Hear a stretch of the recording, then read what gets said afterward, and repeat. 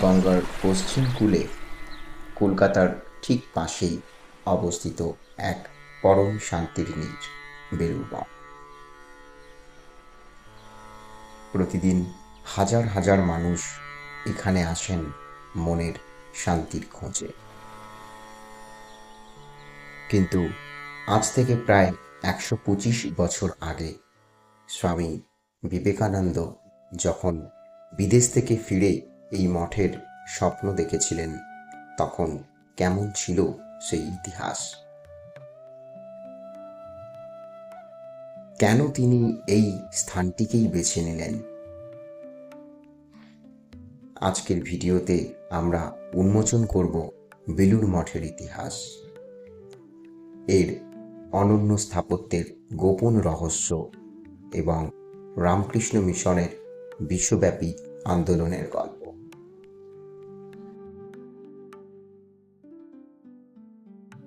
কলকাতার যে কোনো মেট্রো স্টেশন থেকে মেট্রো ধরে পৌঁছে যান দক্ষিণেশ্বর মেট্রো স্টেশন। তারপর মা ভবতারিণী ফেরিঘাট থেকে গঙ্গা পার হয়ে পৌঁছে যান বেলুড় মঠ। হাওড়া থেকে বাসে করেই খুব সহজে পৌঁছানো যায় বেলুড় মঠ। আবার যারা শিয়ালদহ থেকে আসতে চান, তাহলে শিয়ালদহ থেকে দক্ষিণেশ্বরগামী যে কোনো লোকাল ট্রেন করে পৌঁছে যান দক্ষিণেশ্বর এবং তারপর ঘাট পার হয়ে বেলুড় মঠ।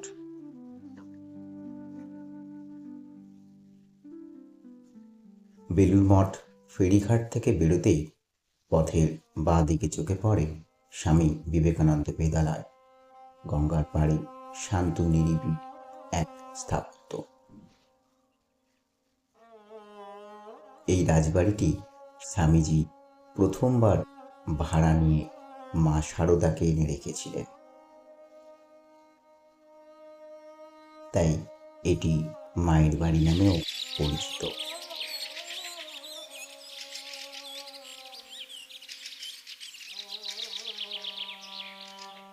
মা বাড়ির ওপরের দোতলায় থাকতেন, যেখানে আজও তাঁর স্মৃতি সংরক্ষিত।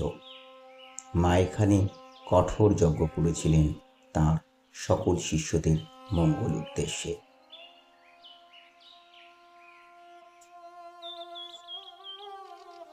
বন্ধুরা, ওপরের ঘরগুলিতে প্রবেশ করলে আজও মায়ের উপস্থিতি ও তার মমতা স্পষ্ট অনুভব করা যায়।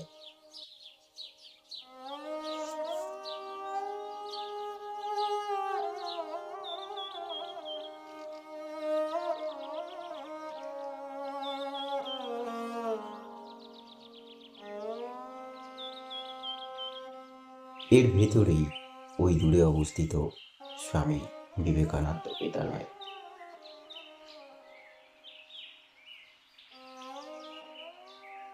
চলুন জেনে নেওয়া যাক বেলুড় মঠের ইতিহাস। 1886 সালে শ্রী রামকৃষ্ণ পরমহংসদেবের মহাসমাধির পর তাঁর তরুণ শিষ্যেরা স্বামী বিবেকানন্দের নেতৃত্বে প্রথমে বরানগর এবং পরে আলমবাজারে একটি ভাড়া বাড়িতে মঠের কাজ শুরু করেন।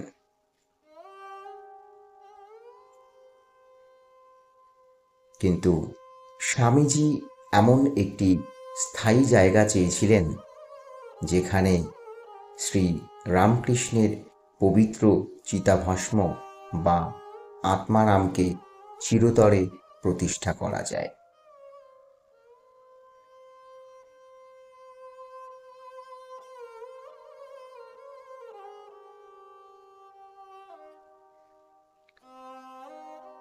অবশেষে 1898 সালের শুরুতে গঙ্গার তীরে বেলুড় গ্রামে প্রায় 22 একর জমি কেনা হয়। স্বামীজি নিজে তাঁর কাঁধে করে শ্রী রামকৃষ্ণের পবিত্র অস্থি কলস এই নতুন জমিতে নিয়ে আসেন এবং প্রতিষ্ঠা করেন। তিনি ভবিষ্যৎবাণী করেছিলেন, এই মঠ থেকে যে আধ্যাত্মিক শক্তি নির্গত হবে তা আগামী হাজার হাজার বছর ধরে পৃথিবীকে আলো দেখাবে।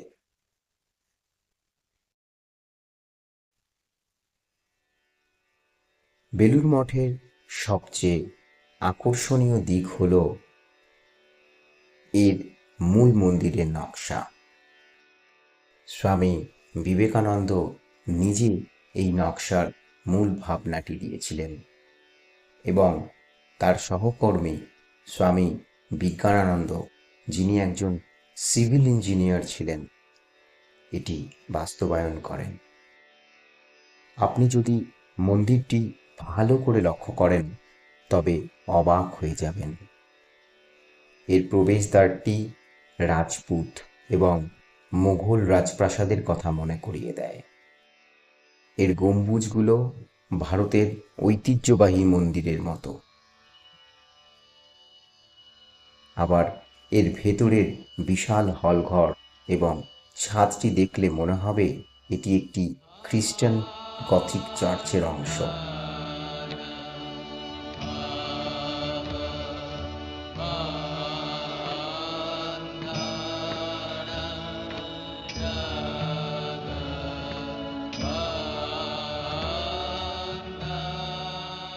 এমনকি বৌদ্ধ বিহারের স্থাপত্যের ছোঁয়াও এতে রয়েছে।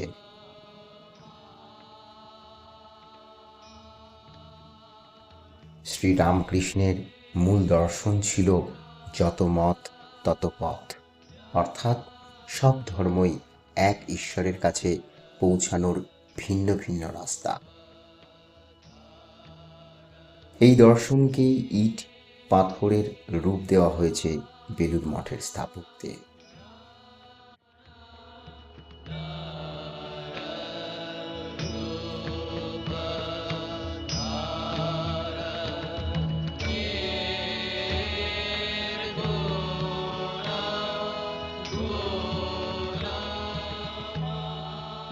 বেলুড় মঠ প্রাঙ্গণে কেবল মূল মন্দিরই নয়, আরও বেশ কিছু পবিত্র স্থান রয়েছে। গঙ্গার ঠিক ঘাটেই রয়েছে মা সারদা দেবীর সমাধি মন্দির, যা তার পবিত্রতার প্রতীক।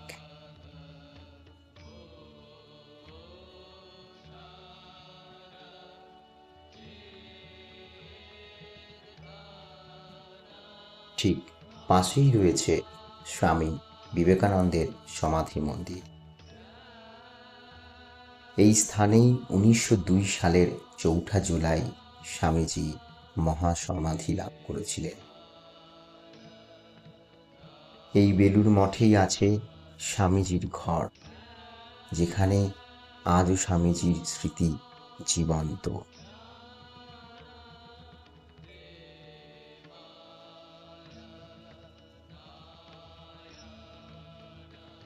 আর এখানে রয়েছে একটি পুরনো আম গাছ, যার নিচে বসে স্বামীজি তার শিষ্যদের সাথে কথা বলতেন।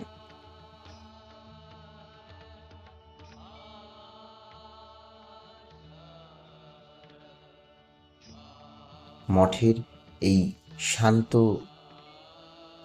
নিরিবিলি পরিবেশ আপনার মনে এক শান্তি বয়ে আনবে।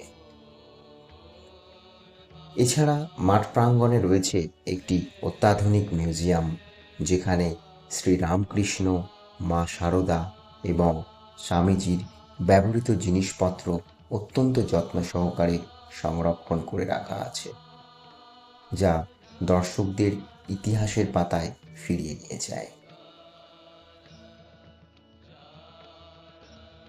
আজ বেলুড় মঠ কেবল একটি মন্দির নয়, এটি রামকৃষ্ণ মঠ ও মিশনের আন্তর্জাতিক সদর দপ্তর। এখান থেকেই বিশ্বজুড়ে ছড়িয়ে থাকা শত শত শাখা কেন্দ্রের মাধ্যমে শিক্ষা, স্বাস্থ্য এবং দুর্যোগের মানুষের সেবা করা হয়। স্বামীজির মূল মন্ত্রই যে ছিল, জীবে প্রেম করে যেই জন, সেই জন সেবিছে ঈশ্বর।